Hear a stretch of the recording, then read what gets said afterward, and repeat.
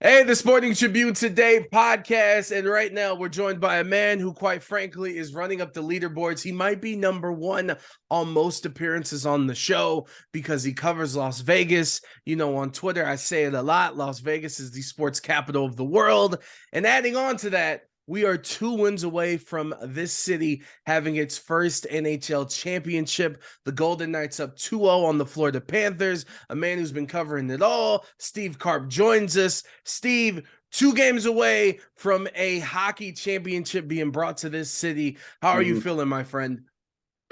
I'm feeling good, and I am cautiously optimistic that there's going to be a parade down the Las Vegas Strip. The construction for the F1 race be damned. And what we're watching is pretty amazing, Adrian. I got to tell you, I thought the Panthers were going to win this thing going in. I just liked the way they were playing. But man, has Vegas really taken control of things? I believe it was 2-2 in the first game. At one point in time in that game, it was 2-2. Since then, 9 goals for the Golden Knights. Only one, I believe, for the Panthers. Maybe two, They one or scored two. twice. They scored Yeah, twice last night. it's a 12-4 advantage in terms of goals that the Golden Knights have scored so far in comparison to the Florida Panthers. First and foremost, before we get into the games, I just need to double check. So the jackass who interrupted the local news in Miami last night, and shout out to Samantha Rivera who hit him with the Heisman stiff arm. That gentleman deserves to be banned for life, correct? I don't know what that guy was thinking. He probably wasn't. He was probably drunk. And what a surprise, right? A drunk fan at a hockey game? Who would have thought? But yeah, look, give her credit for handling her business. And I think security should have quickly stepped in and ushered this guy away from her. That was very rude, to put it mildly. And you know, journalists have a tough job, especially when you're trying to do a stand-up live, because you never know what's going to happen. And obviously, poor Samantha, she had to kind of keep this guy away at arm's distance, like you said, with a pretty good Heisman stiff arm. And maybe Miami, the U can find some room and give her NIL money and let her play for them or something. Yeah, they'll But need it. well, yeah, but let's not let this detract from what really took place inside T-Mobile Arena last night. This was a dominant performance by a team that is certainly on a mission and has really found its stride during these playoffs. No, 100%. I just wanted to get that out the way to make sure we keep our fans in check and not just other fan bases as well. Yeah, But it doesn't speak well to Vegas, does it? When you yeah, got clowns like that acting like idiots. all it takes is one jackass. But we'll move on and we'll get to these games. And one thing I do want to touch on is before this series started, we talked to the great Lindsey Brown. And one of the things she mentioned is how this team throughout this entire year always was steady and maintained their position throughout the year. While all these other teams were hot and cold, as teams do throughout the whole regular season, and everyone was getting headlines about this team's doing good, this team's doing good, this team's doing good. But all throughout that, VGK has been there. And it's kind of served as a little bit of a motivation. From her perspective, that's what she said. I'll ask you, do you agree with that with this team? I think it starts with Bruce Cassidy. The players bought in right away when he took over for Pete DeBoer. And I thought that was an important thing, especially the guys who had been here, like Marchessault, Riley Smith, William Carlson, Theodore, McNabb, Will Carrier, the original misfits. They are still the kind of the backbone of the franchise, even though you've got Pietrangelo and Eichel and all the goalies and stuff. These guys have been here from day one. They are part of this community. We go back to the October 1 tragedy in 2017. These guys were out in the community the very next day, doing whatever they could to comfort people who were either grieving over the loss of loved ones or trying to help those who got injured heal up, and just the emotional stuff that went with it. And that's why this franchise is beloved. We talk about the Raiders and the Aces and, the possibility of baseball and basketball coming here. The Golden Knights will always have a special place in the hearts of the people of this community for what they represented to the city and of course the success they had that first season. Let's not forget, Vegas isn't going to back a loser for very long. And the way this team has responded under Cassidy this year, guys buying in, guys playing for each other. I wrote the other day about how the locker room has been just tremendous. It was very much like year one. And I think when you have that kind of chemistry throughout your lineup, you have a good chance of being successful. And you talk about that chemistry. I think it can't be said enough about the depth that this team has. I mean, looking at it, Jack Eichel hasn't scored a goal in his last 9 playoff games. Has that mattered? Not at all, looking at all these scores, especially in the playoffs when everything is so close. It's just the nature of the sport. But not to the Golden Knights. We're winning 7-2, 5, whatever. If you could speak to me on that depth, though, that the fact that their superstar hasn't scored in 9 games and there hasn't been a damn thing. Yeah, but he's contributing. He's got, a bucket full of assists. He's playing well. He's making good plays, whether it's on his regular line shift in 5-on-5 or on the power play. Eichel's been fine. I mean, yeah, I haven't meant to say that he's played bad. I'm just speaking on the fact that they're succeeding despite him not scoring. You're right, speaks to the depth of the team. And that's where Kelly McCrimmon, the general manager, deserves a lion's share of the credit for putting this thing together and adding a guy like Ivan Barbashev at the deadline, bringing in a guy like Teddy Bluger, who was, a factor in the Dallas series that helped them. And when you have 12 guys getting points in a hockey game, that doesn't happen very often. And the fact that they're getting contributions up and down the lineup, Brett Howden, 2 goals last night, Michael Amadio, a goal, Alec Martinez, who's not an offensive force on the blue line scoring. And of course, Aiden Hill, we can't forget about him. He may win the Conn Smythe if Marchessault doesn't, if Vegas goes on to win the Cup. I mean, he's been nothing short of sensational. If he doesn't stop Carter Verhaeghe's breakaway in the first period and Florida gets the lead, or if he gives up a goal on that power play, who knows where this thing would have wound up last night. But he closed the door on the Panthers, and he is just playing at an exceptionally high level, and he's way outplaying Sergei Bobrovsky of Florida. It's not even close. And, someone asked Paul Maurice after the game, would he consider playing Alex Leon? And Maurice said, huh? Nah, we wouldn't even be here without Bob. Bob's playing in game 3. So the Panthers have got to hope that they can regain some of their footing on their home ice. Vegas could win the Cup now, Adrian, without even winning a game in Florida. That's how big last night was. No, that's an amazing way to put it, because my next question, obviously a lot of what's the thing that gets said that the series doesn't start until a road team wins.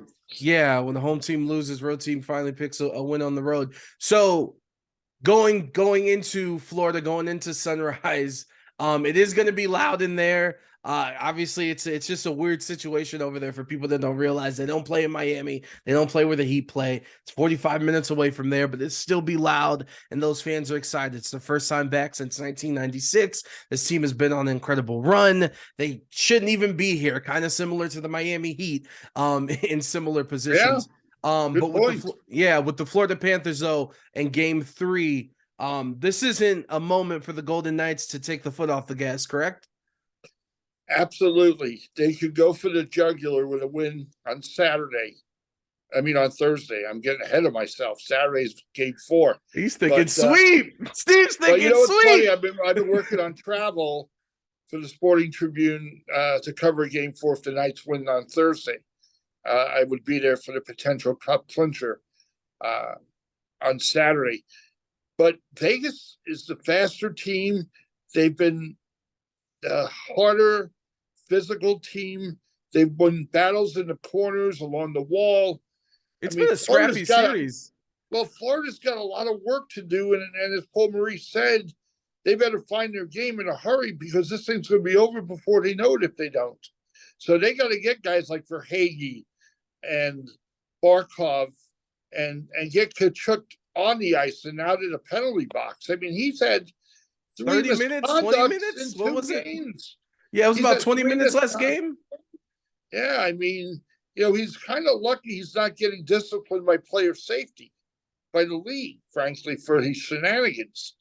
I mean, now the hit on Eichel in the third period was a clean hit. Okay, Eichel had his head down. Was kind of off balance, and Kachuk caught it with a good shot, and that's what led to the scrum and eventually him getting his second misconduct. And he's too talented a player to have to resort to the kind of things. I think it's in his DNA, to be honest with you. He tries to get under your skin. He tries to throw you off your game. That's what he's been trying to do with Aiden Hill. Hill's having none of it. He's cuffing him with his blocker or shoving him. He's not putting up with that stuff. Same, as he did with Nick Cousins in game one. It's kind of been some of their it's been their special sauce throughout the playoffs, is kind of getting into the opponent's head and being physical. And credit to the Golden Knights being like, we're better, and we're just going to play our game. They're not retaliating like you would think they would. And as Cassidy said after the game last night, there's a certain mental toughness to this team where they don't get rattled and they don't retaliate immediately. I mean, it's not that they're backing down. They're not. But they're willing to take, as he said, a punch in the face to win a hockey game. And I do have to ask you, because obviously, I mean, you mistakenly, you were thinking game 4 already for the dreams of the sweep. Do you think this ends in 4 games? Oh, he wants to say it. Honestly, all right, you got me vacillating a bit. Throw a $5 word at you. Yeah, I think this has a really good chance of ending in handshakes on Saturday and Mark Stone skating around the rink with a cup. It's just. So here's the thing. Here's the thing, Adrian. So far, I haven't seen anything from the Panthers in these 2 games that leads me to believe that they can regain their footing and take control of the series. Okay. And the Knights have all this cup experience. They've got, 6, 7 guys who've got rings. I'm not even counting Phil Kessel, who hasn't even played in the series. These guys understand what it takes to get to the top and be the last man standing. So, yeah, I think I can find myself in Florida Saturday watching game 4 and then going into a champagne-drenched locker room afterwards to figure out how the hell these guys pulled this thing off, because it is pretty remarkable what they're doing. We all talked about how Florida did some amazing things to get to the Cup final, beating Boston, overcoming Toronto, who the hockey world was already christening as the first team from Canada to win since Montreal in '93. And then they beat a really good Carolina team. So, I mean, Florida's had an amazing run. But everyone's kind of overlooking what Vegas has had to do. They had to beat a pretty good Winnipeg team. They had to overcome McDavid and Draisaitl in beating Edmonton. And then they had to go beat what I thought was a really strong, solid team in Dallas that had Ottinger in goal, that had Heiskanen on the blue line, that had Jason Robertson and Jamie Benn and Sagan. They had some really good guys up there for the Stars. And they had Pete DeBoer coaching them, and Vegas handled them.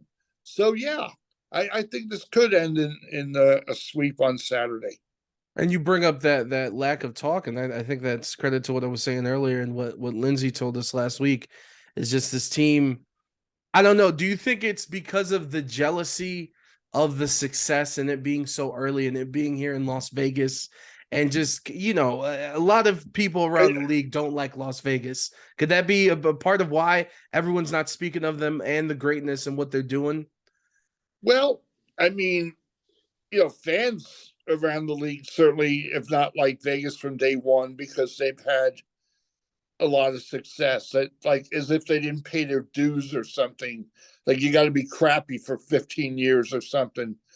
You know, that's ridiculous. I mean, the league set up the rules, Vegas followed them, and they deserve the credit for putting together a strong organization with good hockey people and finding guys who could play. Remember, this team went to the Cup final in its first year, and what did they do? They basically broomed a lot of guys and kind of retooled.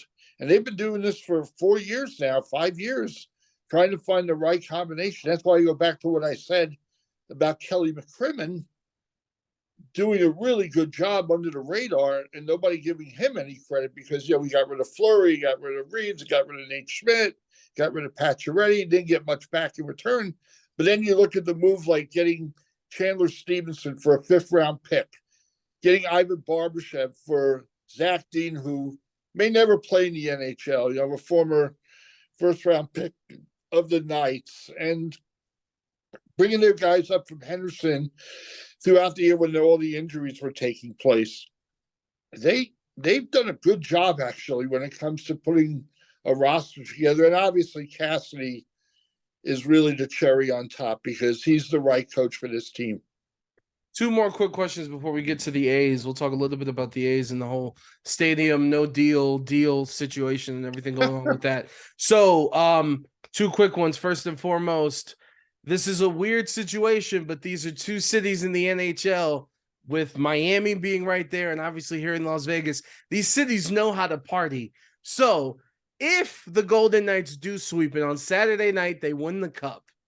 In your opinion, does the team automatically come back to Vegas to go party at our nightclubs, or do they enjoy the night in Miami? They will probably, remember, they're not staying in Miami. They're staying out in Plantation, which is like quick little hour ride. It's like 45 minutes to an hour from South Beach. Okay. I think it'll be whatever the leadership group decides it to be. And we're talking Stone, Petrangelo, Marchessault, Smith, the guys, Martinez, the guys who've been around, the veteran guys.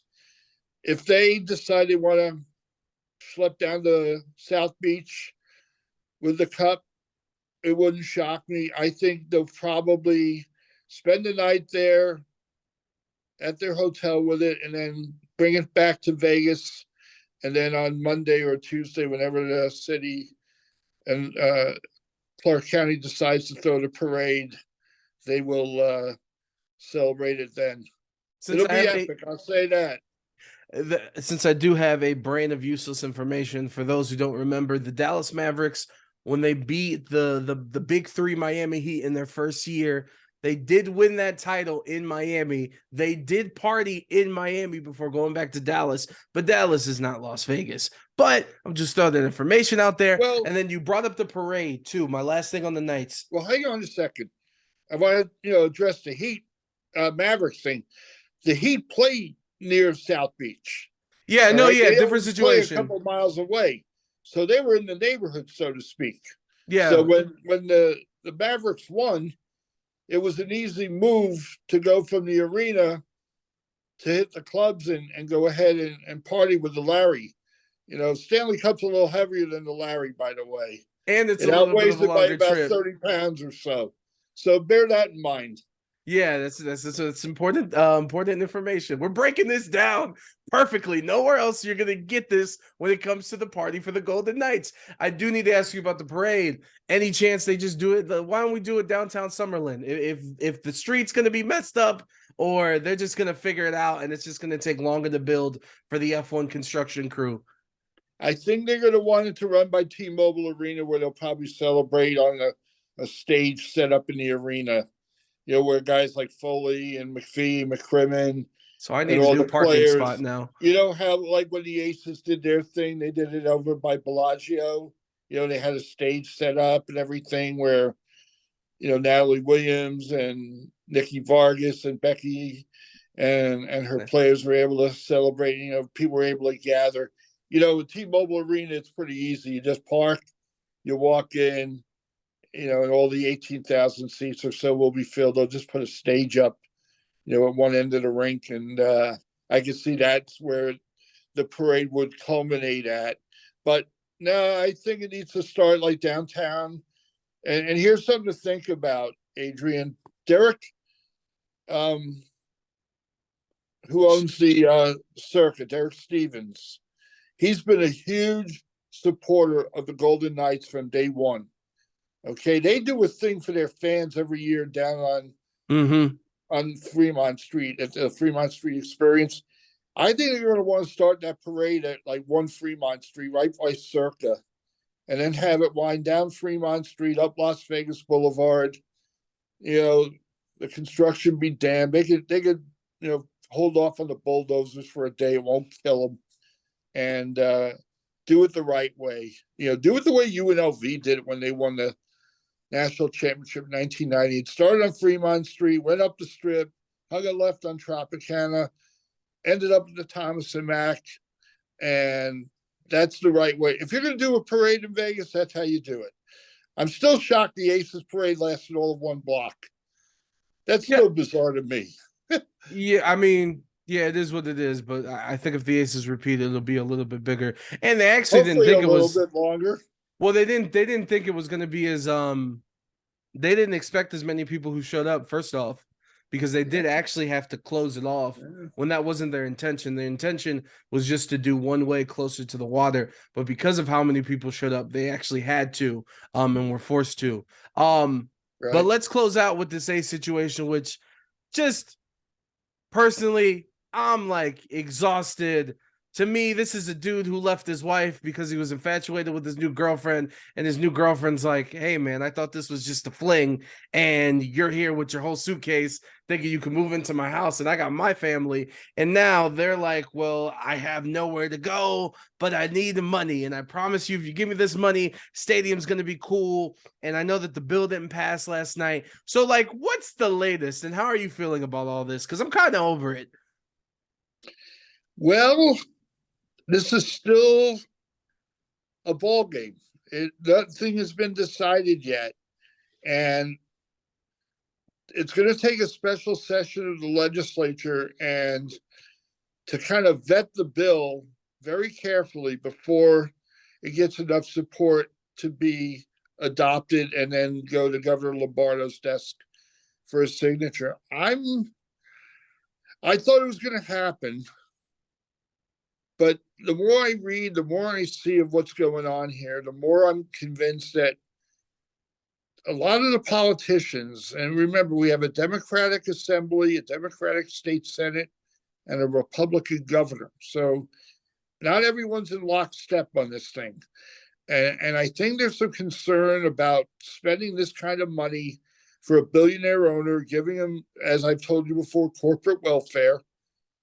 And at a time where Nevada's got some issues to deal with, whether it's, education, healthcare, making sure that, firemen and policemen and other first responders can get a boost, give teachers a pay raise, all things that the governor wants to do, by the way. And I believe he may have signed a bill or two to that effect. I'm not sure that the timing is that great right now to be giving John Fisher, $380 million or $390 million so he could build his own ballpark and then knowing that he's going to turn around and sell the team in 2 years after he moves in. I just, to me, as much as I love baseball, it's my favorite sport, I don't know that this is the right way to do it. I just think that it's being rushed. I mean, they change their minds like people change their socks when it comes to sites. And this Tropicana site, Adrian's got a lot of hurdles to clear. Okay, it's not ideal for people who live here. It may be great if you're a tourist and you're staying on the Strip somewhere, like at the MGM Grand or at Mandalay Bay, and you can just walk across the street and you're at the ballpark. For guys like you and I, we got to figure out how to drive there, where to park, how to get into the place. It's not as easy as people think. So And I also can I add on to that? And I don't know if Of you agree course with you can. me. I don't know if you agree with me or not. But one thing about the dialogue that is kind of just I don't think is right is I understand when it comes to the NFL, a group of friends going, hey, every year we're going to a city. And for the next 10 years, those groups of people with that thinking are all going to come to Vegas. It's just a smart move. Everything that the city has, the fact that even if your family and friends don't really care about football, your wife's going to go because she can go party and there's things to do. So I get that. With baseball, a Kansas City Royal fan is not coming in June for a 3-game set. Like that's not how baseball works. And also, this team will be funded and supported not by all the tourists. Like, sure, Yankee fans and Red Sox fans, they travel everywhere. They might show up and add a couple 5,000 people when they come for a 3-game set. But the majority of these 81 games that they will have in the regular season are going to be supported by the people that live here. And I do think that the city can, and the city will come out if it's a good team, if it's competitive, and if it's right, which is why these issues that you're bringing up about, yeah, this will be helpful for the 3 hotels that can just easily go across the street. But the people who live here are the ones that are going to be supporting this team through and through, which I Are, think they can, but it just needs to be done right. are you convinced that John Fisher will loosen up the purse strings and put a competitive Major League Baseball team on the field? I'm I'm not not. I'm not I at all. I'm not a Miami Marlins fan, but a couple years ago I thought it was disgusting first off by Major League Baseball to pick Derek Jeter's group to buy the Marlins, knowing that if they paid 1.3 billion, that's all the money that they had. But they still said, "Who cares? We want the bottom line. We want the best money." And then the first thing that team does is trade the MVP of the league back to the team that the owner Derek Jeter used to play for. Like that's how baseball works, and that's how it's done. I'm from Cleveland. It's a minor league, like we're a feeding ground for the Dodgers and the Yankees and these teams that have money. And if and I say all that to say I could see them doing what Miami did, which is go all in on 1 year. But the moment it's June 28th and we get closer to the trade deadline in July and this team isn't turning out how they thought they would, they're selling off their team. That's how baseball Yeah. works. Well, their payroll's the lowest in all of baseball. I And it mean, always they're has been. $100 million under the average. No one's saying they got to be the Mets and spend like idiots, but they don't spend anything. It's embarrassing. And if you're telling me that people are going to come out and pay these exorbitant prices to park, to buy a ticket, God knows what it'll cost for a beer and a hot dog at that place, to watch basically another AAA team when they go to Las Vegas ballpark and watch the Aviators for a far less than, I have to see it to believe it. Yeah, it's so basically in closing, this is still up in the air and this is just gonna take a while to complete, correct? Well, the process of whether or not they fund this endeavor will not take that long. It can be done as early as today, depending on, if the governor's called for the special session to continue this afternoon, which I believe that was the plan. And so they may get to it tonight or tomorrow. So I think one way or the other, we're probably going to know fairly quickly whether or not public money in Nevada is being spent for the worst team in Major League Baseball, which could arguably be worse than the 1962 Mets, which would be pretty amazing. Historically A Met bad. term. Yes, that would be stunning. But look, let's see what happens. The politicians have their agenda, and we have ours, and we'll see what goes on. There it is. Steve, as always, it is a pleasure. Enjoy sunrise, enjoy Miami, enjoy it all. And hopefully the next time I see you, actually the first time we'll meet in person, hopefully it'll be at this parade. Okay, that's a date. There it is.